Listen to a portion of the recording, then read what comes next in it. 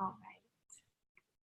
Well, hello, everyone. Welcome to our second conversation in Future and Faith. We're so glad you can join us, and we're super glad that we have Reverend Sue Phillips joining us today. Sue has been an instructor at Harvard Divinity School, and she's currently working with a spiritual entrepreneurship incubator called How We Gather, which is affiliated with Harvard Divinity, but is now partnered with On Being as Impact Lab. So, Sue, thank you so much for joining us. My pleasure. To have you. Delighted. So, you have just your body of work, your career, you've done so much, and currently you're kind of in the thick of research in terms of what it looks like to be a practitioner or even engage your spirituality from a spiritual entrepreneurship framework. Tell us a little bit about that and what your research is showing, and some of the stuff you're even beta testing with your incubator. Sure. Well, it's such a delight to talk with you today and to talk to everybody who's watching. A few years ago, my colleagues Casper ter Kuile and Angie Thurston, as students at Harvard Divinity School, set out to answer the question, where is everybody who cares about the same stuff we do? Which namely was around unchurched and unaffiliated, they're millennials, looking for meaningful community and meaning making and belonging in their lives outside of traditional religious institutions. So out of this kernel of a question many of us can recognize, no matter where we are generationally, came what turned out to be a years-long effort to map essentially the spiritual longings of millennials, and specifically what is emerging outside of traditional religious institutions to address the needs of youngers who aren't interested in institutional mediation for their religious and spiritual lives. So Casper and Angie wrote this kind of, I'll call it a landmark report called How We Gather, which you can find at howwegather.org. And what they discovered was that there are a whole realm of emerging experiences that meet at the heart of what people have gone to traditional religion for. All the things that I'm sure everybody watching can recognize, like personal transformation, accountability, community. So the question was, if folks aren't going to church for those resources and experiences, where are they going? And what we've discovered is that they're going to every place under the sun. They're going to the whole fitness realm, like CrossFit and Soul Cycle, which are so much more than just a workout. They're really about achieving goals in community with accountability and a sort of coach, instructor, spiritual director. We see nonprofits popping up, like The Big Quiet in New York City, that offers large-scale meditation in public places for people who don't have meditation backgrounds. We see Pop-Up Shabbat offering Jewishness experiences for its members. So what we've discovered is this whole range of these creative, really they're spiritual entrepreneurship efforts, some of which the leaders themselves might call secular, and some of which are being offered by traditional congregations like brew pub churches and laundromat churches, and then a lot in this sort of vast gray area that sort of straddles the explicit engagement with people's spiritual lives. So that's the fertile ground out of which our own attempts to incubate experiments have arisen. I'll pause there for just a moment and make sure that I captured all of the depth of what we've uncovered so far. Yes, absolutely. Can you tell us, because when we talk about the work in terms of spiritual entrepreneurship and incubators that are out there really aren't a lot. And I think we all are on the same page, but we all define it a little bit differently. How do you and your organization define spiritual entrepreneurship? Everything that creatively engages meaning making, that delivers opportunities for doing that in creative, I'll call them non-traditional ways, but many of which tap into the wisdom of ancient wisdom from religious communities to deliver something in an emergent way. So whether these spiritual entrepreneurs know it or not, that's what they're doing. In fact, so much of the power in our work has been folks coming to us saying, oh my word, I didn't know this was a thing. we're essentially helping a movement become aware of itself. And the power of doing that includes an expanded idea of what spiritual entrepreneurship is. On the one hand, to expand the imagination of entrepreneurs who are doing meaning-making work to understand that what they're doing is spiritual. And on the other hand, to introduce the ideas of entrepreneurship and the gifts of innovation and in some ways business models into spiritual communities so that we can amplify and build and design better spirituality. So it's, in our experience, it's the power of putting both words together that galvanizes really whole new potential for people to come together who didn't know they were connected. Namely, folks who cross the spiritual and secular divide, which we learned very early on is completely irrelevant in this space. The identities we thought people cared about, people don't care about. So it just, the amount of creativity that gets unleashed when you put spiritual and entrepreneurship together, even for the people who are practitioners, has just been extraordinary.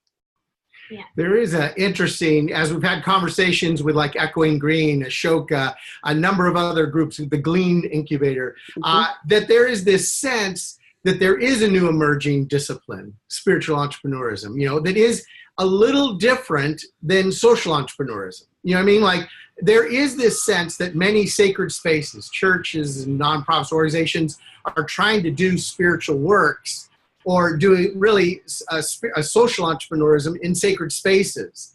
And in the same way that sometimes entrepreneurs try to do social good, they created some sweatshops accidentally, and we said, well, wait a minute, about 35 years ago, there's a new discipline and it's really social entrepreneurism. Is it too much of a stretch to say that really moving just social entrepreneurism into sacred spaces could accidentally perhaps create spiritual sweatshops, like creating churches just to be landlords rather than intimately involved in really spiritual transformation around a need? You know what I mean? I don't want to be exaggerating this, but from your work and from your ideas and as your research, is there a concept that maybe a whole new discipline, like 35 years from now, we'll look back and go, wow, we really were doing something different. So kind of test or play a little bit with those people who are maybe even social entrepreneurs, but want to integrate the spiritual side of it. Oh, you know what I'm saying? Yeah. Oh, I completely see it.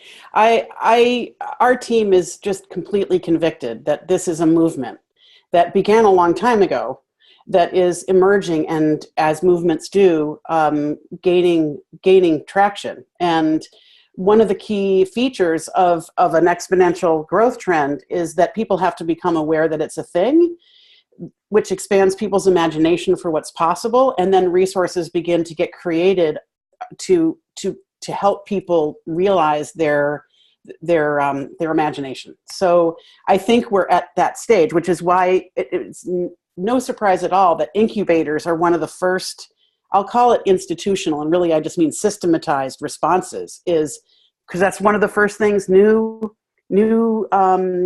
paradigm busting, or I should say multidisciplinary or category busting efforts need is an opportunity to be aware enough of their own special context, but to apply the gifts of other disciplines to that unique context. And I think that's exactly what's happening. It's what Hatchery is doing, and it's what Glean is doing, and some others.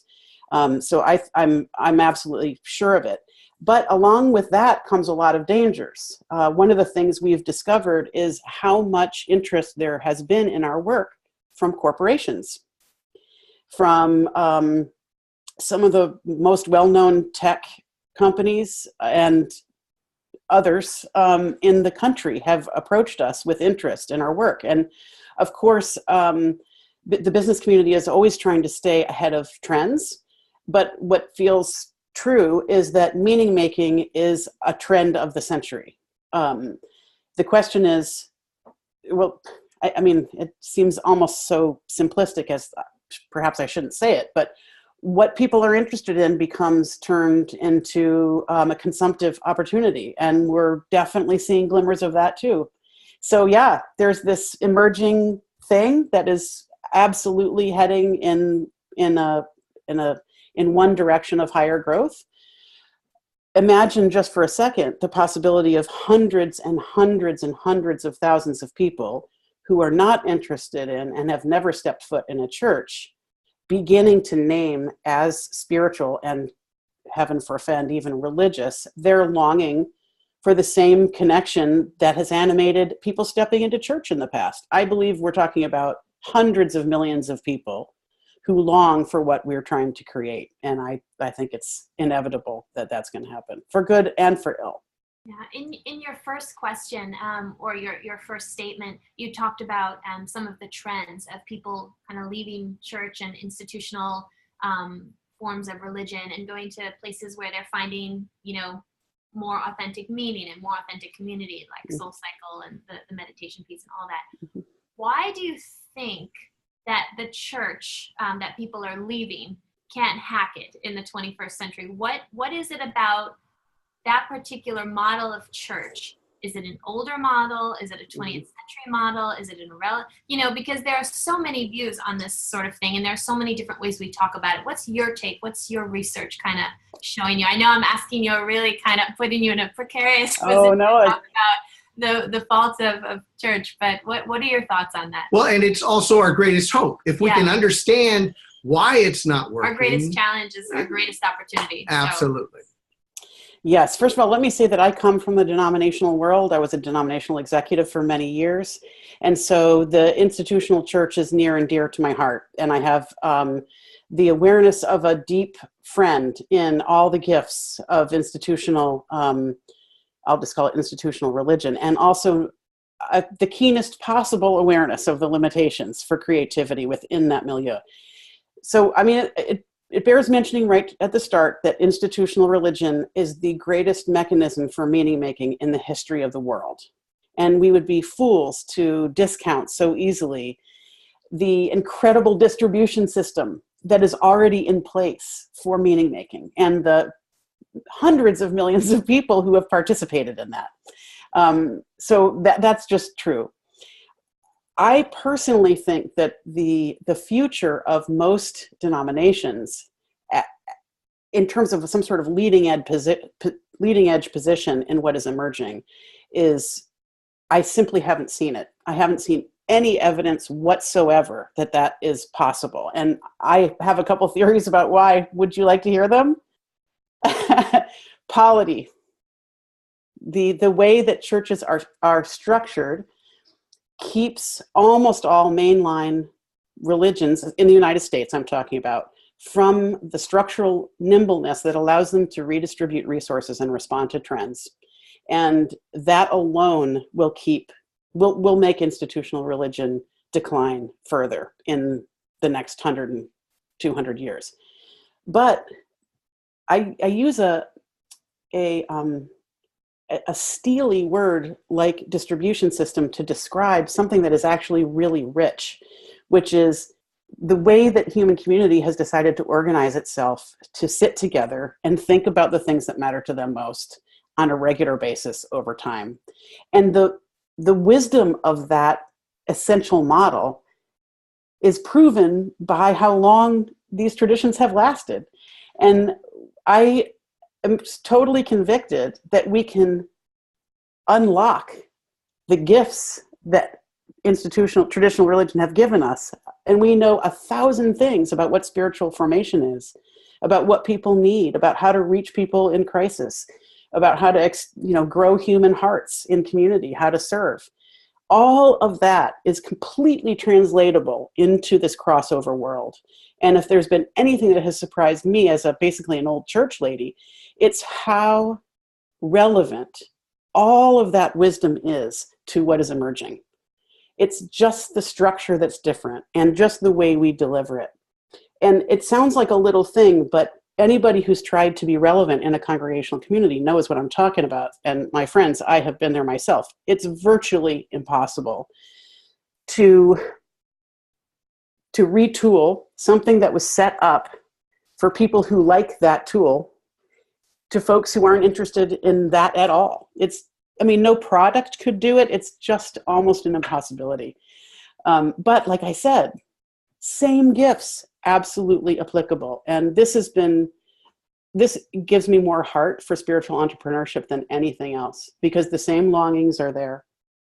What people are, oh, sorry, Spencer, go ahead. No, I was just saying that it's almost like what we have found, and again, it's asking the question, where is the research and development segment of the church? You know, it's not an either or, but even with postmodern sensibilities, there can be the both and. So you don't have to take one away to be able to do the next. In fact, we kind of talk about composting. You know, the idea that there are some resources that are no longer being used. Now, from that, stinky place sometimes, can we find new life? Again, not to take away from what's already happening, but to set aside a little bit to move. Because that's a little bit even like what we're trying to do with Hatchery, and what we're trying to inspire those we work with is to say, how are you going to do the research and development? So, like, because I do think that there is hope. I do not want to just rearrange the chairs on the Titanic, but I don't think that is what we're doing. So we're not, remember back in the emerging church movement back in the 80s, we called it coffee and candles, and and really no radical shift, no real change. So we are talking about something very significant, but not at the expense of something, but maybe added to, on top of, with. Would you maybe talk a little bit about how you've maybe even been seeing some of that hope and dream and idea within the institution, and then those who can't find it in the institution that are kind of the pirates out there. They're doing the work. They're making it happen as well. Yes, the pirates. I like that. Well, when I think about when I think about traditional religious communities in the United States, I think about the only features that I believe may be irredeemably lost are physical buildings that cost an amazing amount of money to upkeep, Sunday morning services, and the kind of tight liturgical offering, the sort of hymn sandwich mediated by an individual authorized person. That's a very small portion of the total gifts of a religious community. I don't think those things are going to be changed anytime soon. But there's the other 95%. There's the theology. There's the insights about small groups and how they work. There's multi-generational connection. There's formation and spiritual education for our younger folks. There's pastoral care networks. There's all of that other architecture. Building souls is completely serviceable. So there's actually a very narrow band of the things I think cannot be redeemed for what's coming, which is not to say they won't last for many hundreds more years, only that there's nowhere for them to go. So what R&D seems to me needs to be about opening up the gifts and sharing them more widely with people who do not care about denominational brand. And we can't talk about the subject without saying how attached denominations are to their own brand. Sometimes it's because of a theological imperative, and sometimes it's not. And the failure to distinguish between those two things is an anchor dragging down the potential of the church to change. Part of what we, as you are identifying buildings and Sunday morning, if you even think about Sunday morning, at a certain time, that's going to be kind of an elitist place. The other will not be able to go to church if you're thinking Sunday morning, because they don't have the same kind of seniority at Starbucks or whatever, but or a coach at a soccer, So we kind of work with the idea within lean methodology. Part of what we do is that the idea of love the problem, not the solution. And in some ways, the things you just identified were solutions that have worked, as Phyllis Tickle would say, in this great emergence, this idea of the last 500 years. That was the technology, the church building, the sermon, the liturgy, the Sunday morning, the put on the Sunday best and peacock in and the mating ritual. All of those things worked for like 500 years. That's changed now. They were serving cultural purposes. Exactly. Yes. Yeah. And so that was a solution. Many times we've codified that, said, no, that's actually the real place. It's consumerism if they don't.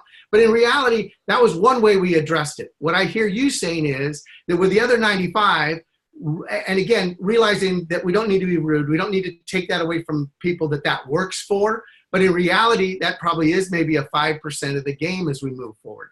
So, but why are we spending 95% of resource, staffing, time? The possibility to look at the 95% of people who aren't using that solution for the spiritual problem, in a sense, and want to find community, want to develop. And that's where maybe most of our resources will be spent, our development, our programs that will change and iterate. We can hold it loosely, but maybe that's the place where we should be looking. Again, not to take away from the old, but allow the new to emerge as well. Is that something which absolutely. I mean, the extent to which what is ancient can be placed in service is almost total, except for those 5%. I mean, a great example, you'll stop me, I hope, if this isn't a helpful illustration, is we've gathered hundreds of spiritual innovators over the last few years for conversations about a whole host of things. But what these innovators told us they needed, or I should say, we reflected back to them the reality of spiritual leadership in community. And basically we used the frame of clergy leadership in traditional communities. And we said, are you feeling isolated? Do you feel like you don't have enough resources to succeed? Do you have peers to talk to? Are you pastorally burdened, but you don't know how to support members of your community when they ask things of you you're not trained to give them? And we listed this whole, we painted this whole picture of what it might be like for a secular person without spiritual formation plopped in the middle of a meaning-making community. And they almost uniformly, people have said to us, oh my God, that is exactly my experience. But what traditional religious communities know how to do is train pastoral leaders for pastoral leadership of all kinds, not just clergy, but music directors and Christian educators and a whole host of other things. But we have to be able to get over the problem of credentialing and, well, apostolic succession in some traditions and a few other, thorny theological issues. But all the gifts of forming leaders to do meaning-making work are right there, if only they can be delivered in ways that people can recognize themselves in what the offering is. So, I mean, if I were going to start a new spiritual entrepreneurship entity, one of them might be, wow, I think that's actually exactly what you all do, is help develop this kind of leadership. So, amazing potential. Well, yeah. No, go ahead. Well, now here's the crazy thing.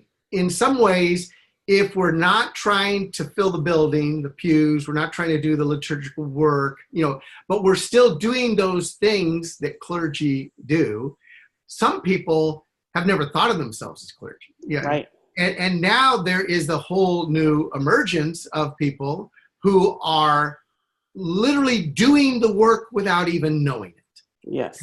How do you come alongside this new group of people? Now is there kind of a new emerging discipline of spiritual entrepreneurs, but there's even a whole new group of people who may be doing that without even knowing it. Talk to me a little bit about this sense of maybe someone's watching and going, wow, if that was only true. Wow. Yes. I thought I was the only crazy one out there, or whatever it might be. There is this sense that, and quite honestly, isn't the secret that those are the very people we need? Yes. Like they're the ones who can see it, understand it, taste it, feel it, live into it, possibly. Mm-hmm. I don't know, play with that a little bit. Well, the need that you have so ably described is exactly why our next big effort at the Impact Lab at On Being is to create a spiritual formation experience called the Formation Project, which is a year-long intensive experience of spiritual formation for these kinds of leaders to actually dive into the rich inner life and to see what they find there that can be placed in service of the work they already know that they have a hunger for. So to give people an opportunity to go inward and to establish practices of personal contemplation, and then to turn that inside out and ask what it means for me to be a meaning-making person in community, and then to turn it out one more dimension and look at the beyond, towards spirit, towards the larger purposes of life. So that's exactly, we're putting a lot of energy into the question of how we can create opportunities for folks who are just discovering that this is where their heart lies, aren't interested in any of the traditional delivery mechanisms for theological education, and wouldn't go seek it even if they knew, to address that longing, because it's the hunger and the longing are there. We just have to figure out how to invite people into those practices. So I agree completely that what we have to do is find ways of nurturing, essentially, I'll call it a call out of my own religious language, a call to this kind of leadership. You know, we think of three different groups. You just described wonderfully this idea of the cultural creative. You know, someone who's never thought of themselves as a clergy, minister, priest, whatever, you know, no matter gender, race, lifestyle, whatever, you know, but those are the very people we need to show us the way. You know what I mean? You know, now there's another two groups that we think that may be listening as well. And these are people who really went to seminary the last 10 years, and maybe they're kind of asking the question, did I get trained for a job that no longer exists? You know, or someone's been doing this for a while and they're like, I need this kind of transformation. This is something I could give my life to, you know, like I'm kind of in a job doing the same thing over and over again. And I know it's important that not only the person who is in that position, but also their congregation or group or community are willing to go on this journey together. But so I think we've captured the cultural creative. Hopefully their heart is beating for this, going, wow, you know, this is me. But then how about for them, some of them are going like, wow, you know, like I want this, but I grew up in a world, I trained in a world, I connected in a world, I may even be in a world that might not let me do this. Isn't there some hope to even do a little R&D, do a little bit of, I don't know, I'm just playing. Oh, yes. Yes, again, all I can do is affirm. In our pilot program, we here's a 3 sample of folks who have said they want to do it. One is ordained Methodist clergy person. Another is the leader of one of the communities I described earlier, who's providing essentially secular meditation experiences to people at a very large scale. And the other, there are folks in a major design shop, design thinking expert worldwide, who heard about our work and said, I have to do that. To me, those are the three groups. And I want to really emphasize that when we bust categories, it actually is more accessible to people across all the categories. It's not exclusive of folks who come from traditional religious community to say, we're going to have all these people in it. It's, in truth, the most creative thinkers, in my humble opinion, from traditional religion don't care about that. In fact, they're sick and tired of being with other people who are just out of their own tradition. I know I was. So it actually affords more opportunity for oxygenation, which is one of the great benefits of entrepreneurship, is that it's a way to deliver the gifts of outside the box thinking about jobs to be done, and a host of other sort of business models that are so juicy that we expose ourselves to when we refuse to recognize the old silos. And as I say, that's available to everyone, not just to emergent people, not just to young people, to everyone. And I think that's one of the huge potential. That's why the trajectory looks like that. Yeah, you talked about silos and kind of blowing up these categories. And one thing we do a lot in our course is we actually find that we also have to do a little bit of pastoral care actually with our students, because there's so much transformation taking place, and there's so many new perspectives that are kind of being laid on the table for them. And we're really challenging them and encouraging them and pushing them to look at their theological frameworks and their communities with, eyes and imaginations, innovation, really.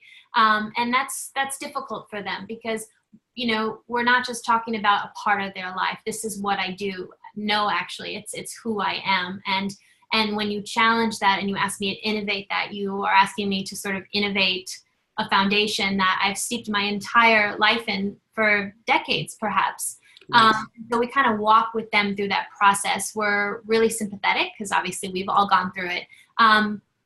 And we want to take them through that process with kind of care and tenderness, but also kind of with a fierce encouragement to kind of step out and innovate. Just to finish up this conversation here, what encouragement would you offer to people who are starting to think differently about ministry, about traditional notions of God, about their theological frameworks, about their organizational methodologies, sustainability, all of those things? What is your sort of lasting word of encouragement? I think that would be a really good place to end. Well, take heart, my cousins, in faith and no faith, that a new thing is being worked in the world, that folks are finding new ways to understand their hunger and are no longer feeling constrained by the obstacles that have accreted around some of what we have traditionally offered, is the best possible news for all of us. It is genuinely good news. If things are much more hopeful now than they were to me 25 years ago in this landscape. So take heart. So I'm a solid Gen Xer, and I work on a millennial team, and I have had to do a lot of work of unlearning. And just I offer a personal testimony that my vocational life has been reanimated in ways that I think is going to be a renewable resource at the center of my vocational life for the rest of my life, because of how deeply I feel tapped in to the potential of what wants to emerge. I don't mean to make that sound easy, because relearning requires looking really hard at some things I thought were true and in fact had worked very hard to make happen. So there's some essentially reconciliation work with my own vocation that I have had to do in the process of that. And in no way do I want to make myself the hero of the story. What I want to offer folks who are listening is something new wants to be born, and can you help give it birth? I think yes. That was beautiful. Thank you so much. And thank You're you so much so welcome. for your heart and your passion and what you do. And we consider you a real partner in the work, real colleague in the work, and someone that we can run with as we move forward in this field of spiritual innovation. So Sue, thank you so very much. You're so welcome. I can't wait to watch what you do next. Absolutely. Yes, something is afoot. Thank you. All right. Take care. All right. Bye-bye.